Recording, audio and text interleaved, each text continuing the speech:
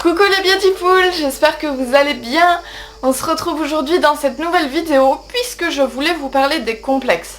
L'été, comme on est plus dénudé, on a tendance à plus voir ces complexes et surtout plus à les subir. Du coup, je pense que ce serait pas mal de remettre un petit peu les points sur les i, de remettre un petit peu les choses, de les dire telles qu'elles devraient être dites par notre société, et évidemment ce n'est pas du tout le cas. Du coup, j'avais envie de vous partager un petit peu mes réflexions vis-à-vis des complexes. C'est surtout les complexes physiques sur lesquels on va s'attarder aujourd'hui, et vous allez voir que j'ai quand même pas mal de petits trucs à vous dire. Après, bien entendu, ce sont encore une fois que le fruit de mes réflexions personnelles, et vous avez le droit de ne pas être d'accord avec moi, bien entendu. Mais j'espère que ça pourra vous apporter peut-être un éclairage un peu différent de ce qu'on entend d'habitude sur les complexes. Parce que quand on essaye d'aller voir ce qui se dit sur les complexes sur internet, on voit souvent des il faut s'accepter tel que l'on est, tout le monde est belle, tout le monde est beau, ce qui compte c'est la beauté intérieure, etc.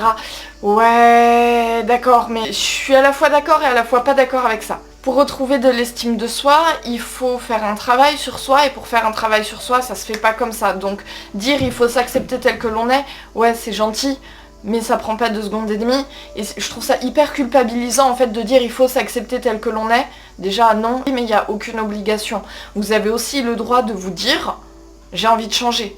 Ensuite, ça se construit par étapes. Viens faire la vidéo avec maman. Ouais, le bébé d'amour. Donc vous le voyez pas, mais il y a Svenouche qui vient de s'installer juste là. Donc qu'est-ce qu'on disait? Oui, si on veut vraiment avancer par rapport à nos complexes, bah il faut traiter toutes les problématiques et pas simplement le regard que nous on porte sur nous-mêmes. Il faut aussi comprendre plein de choses qui sont en annexe, et ça moi il m'a fallu vraiment beaucoup de temps avant de réussir à le comprendre, et du coup c'est aussi pour ça que je vous fais cette vidéo. Donc entrons dans le vif du sujet. Le premier point, c'est que déjà tout le monde, mais quand je dis tout le monde, c'est 100% des gens ont des complexes. Donc déjà il faut casser ce mythe là. Ne pas avoir de complexe, c'est une utopie. C'est quelque chose qui est irréalisable et qui va simplement altérer votre confiance en vous. Tout le monde a des complexes. Après, ce qui va faire la différence, ça va être, est-ce que vous allez laisser vos complexes décider pour vous, ou est-ce que vous allez être capable de relativiser, de vous dire bon, ça j'aime pas trop, ça c'est pas comme je voudrais, mais bon ça va. C'est pas grave, je vais pas m'empêcher de vivre pour autant. Et c'est vraiment ça la grosse nuance. Est-ce que vous allez laisser les complexes diriger votre vie, ou est-ce que vous allez réussir à vous en détacher, à vous dire oui j'ai des complexes, mais c'est pas grave. Et se débarrasser de ces complexes, en fait c'est ça. Et ça c'est une nuance qui est extrêmement importante. Vous aurez toute votre vie des complexes, parce que vous aurez toute votre vie des choses que vous aimez pas trop sur votre corps, parce que personne n'est parfait, tout simplement. Ensuite, pour se détacher un petit peu de nos complexes, il y a un deuxième point qui est super important, c'est que le regard que nous portons sur notre corps n'est pas le regard que tout le monde porte sur notre corps. Et nos complexes ne sont pas ce que les gens voient de nous. La raison pour laquelle nous, ça nous complexe, c'est parce qu'on considère ça comme des défauts, mais personne n'a les mêmes goûts. Donc forcément, ce que nous, on va considérer comme un défaut chez quelqu'un, et ben pour une autre personne, ce sera considéré comme un critère de beauté. Si vos amis vous parlent de leurs complexes, vous pourrez être très surpris que vos amis ou que des personnes de votre entourage puissent avoir les complexes qu'elles ont. Il y a aussi une autre expérience que vous pourrez faire. Vous pourrez simplement demander à vos amis ou les personnes de votre entourage, c'est quoi les critères de beauté pour eux. Pareil, vous serez vraiment surpris parce que vous n'aurez jamais 2 fois les mêmes réponses. En ce qui me concerne, ce sera plutôt les mains. Si un mec a des belles mains, moi je considère ça comme étant un critère de beauté. Et alors que j'ai une autre amie, quand je lui ai dit, elle m'a dit mais des belles mains ça veut dire que ton mec il est manucuré et machin, et pour elle ça voulait dire ton mec il est fragile. On pose pas du tout le même regard sur les choses. Et c'est ok parce qu'on est juste des gens différents qui cherchons des choses différentes chez les autres et qui avons des critères de beauté totalement différents. Et je trouve ça toujours amusant de noter les différences entre les gens. Donc tout ça pour dire que pour la plupart des gens, ce sera pas considéré comme un défaut ou comme quelque chose de moche. Par exemple, ah oui, moi il y a un critère de beauté que je trouve absolument incroyable chez les gens, c'est les cicatrices sur le visage et en particulier au niveau de la bouche. J'avais une amie, elle avait une bouche incroyable, elle avait une grosse cicatrice comme ça en travers du visage. Je trouvais sa cicatrice extraordinaire et elle, ça la complexait énormément et elle n'arrivait pas à envisager que je puisse trouver ça beau et elle croyait vraiment dur comme fer que je me moquais d'elle quand je lui disais ça alors que pas du tout. Mais oui, mais tout ça pour dire que peut-être que nous on considère que c'est un défaut, mais peut-être qu'il y a d'autres personnes qui considéreraient ça comme quelque chose d'absolument magnifique. Un deuxième point par rapport au complexe, c'est que certes vous avez des complexes, mais il y a forcément des choses que vous aimez chez vous. Vous détestez pas à 100%, il y a forcément des trucs que vous aimez. Ça peut être la couleur de vos yeux, ça peut être la couleur de vos cheveux, ça peut être la forme de vos pieds, de vos genoux, de vos fesses, de vos seins, j'en sais rien, ça peut être tout et n'importe quoi, on s'en fiche. Mais il y a forcément des trucs que vous aimez chez vous. Et bien dites-vous que ces trucs-là, vous les aimez parce que à côté de ça, il y a aussi des choses que vous aimez moins. Et l'un ne va pas sans l'autre. Donc on a aussi tout intérêt à ne jamais se débarrasser entièrement de nos complexes. Et quand je dis ne pas se débarrasser de ses complexes, comprenez-moi bien, hein, ça veut pas dire il faut se détester. Hein. C'est pas ça que je suis en train de dire. C'est vous avez le droit d'apprécier plus ou moins certaines parties de votre corps.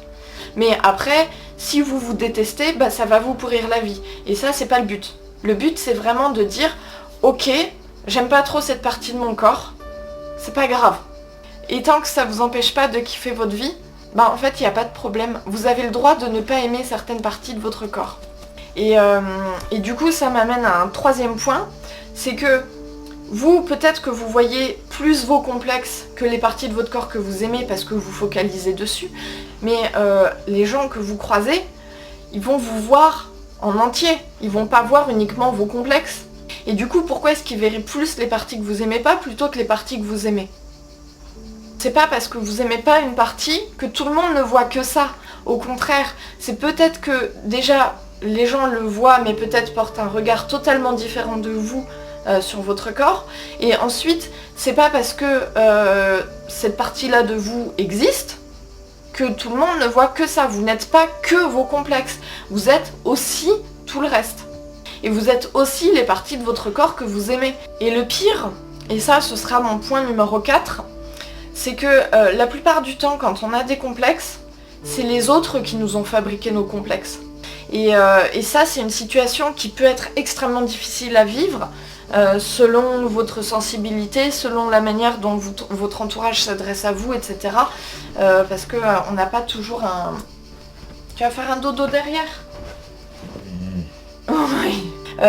Alors, par rapport à ça, si vous voulez des explications qui sont vraiment encore plus détaillées, sachez que j'ai fait une vidéo sur le sujet, sur les critiques, comment bien vivre les critiques, etc.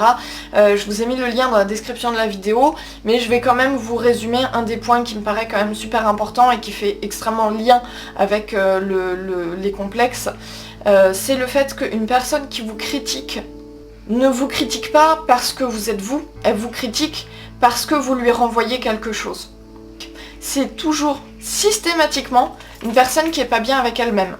Donc ça peut être une personne simplement, vous lui faites miroir par rapport à un truc qui ne lui plaît pas chez elle et qui la complexe énormément. Vous lui renvoyez quelque chose qu'elle ne serait pas capable de faire, pas capable de vivre. Pour illustrer tout ça, on peut prendre par exemple le sujet du poids, parce que c'est souvent quelque chose qui revient, et en général c'est le surpoids.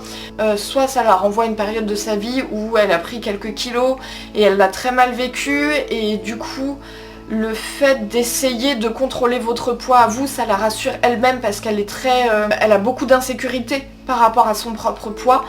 Ou alors ça peut être sous couvert de je m'inquiète pour toi et donc je te critique et je te mets la pression pour que tu perdes du poids parce que c'est pour ton bien. Si une personne s'inquiète réellement pour vous, elle vous prendra entre quatre yeux, elle aura une vraie discussion constructive, bienveillante et gentille avec vous. Et outre le fait que ça peut lui rappeler des blessures passées, ça peut aussi la mettre face à, par exemple, un manque de courage. Dans l'imaginaire de beaucoup, le surpoids c'est lié à un excès de nourriture, parce que peut-être qu'elle a des TCA avec la nourriture et que c'est impossible pour elle de manger sans se poser de questions. Ça peut être aussi parce que cette personne-là n'a pas le courage de s'assumer telle qu'elle est, et que ça lui fait mal de voir que vous, ça vous empêche pas de sourire et de vous amuser et de vivre en fait. Enfin vous voyez, c'est lié à tout ça, c'est lié à l'estime qu'ils ont d'eux-mêmes, à leur capacité à ignorer le regard des autres, mais c'est pas lié à vous. Vous avez le droit d'être vous-même et de vivre comme vous l'entendez avec le corps que vous avez. Bref, vous voyez qu'avec une seule critique, il y a des milliers de possibilités. Quand une personne vous critique, c'est toujours, systématiquement, parce qu'elle a un problème avec elle-même. Pas parce qu'elle a un problème avec vous, parce qu'elle a un problème avec elle-même et que vous lui renvoyez à la figure le problème qu'elle a avec elle-même.